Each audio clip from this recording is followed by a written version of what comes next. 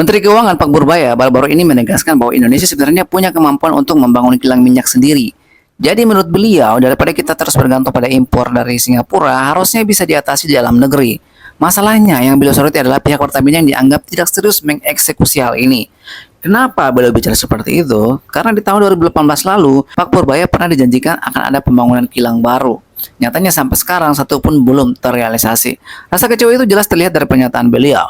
Kalau ditarik ke belakang dulu ya, ketika masih berada di lingkungan Kementerian Maritim, ada rencana membangun 7 kilang dalam kurun waktu 5 tahun. Namun kenyataannya rencana itu mandek tanpa hasil. Padahal ya, kalau misalkan Indonesia punya kilang minyak yang memadai, minyak mentah itu bisa diolah langsung di dalam negeri menjadi produk siap pakai.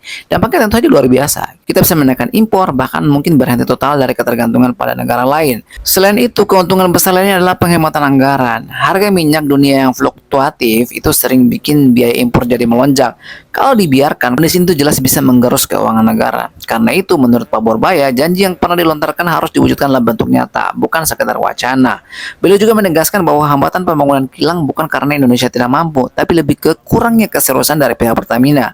Sebagai langkah tegas, beliau itu bahkan menyatakan siap untuk mengambil tindakan, mulai dari pemangkasan anggaran hingga mengganti jajaran direksi, supaya proyek pembangunan kilang minyak itu benar-benar berjalan sesuai rencana. Kalau menurut kalian, apakah kalian setuju dengan Pak Purbaya atau mungkin ada pendapat lain? Silahkan kita bahas di kolom komen.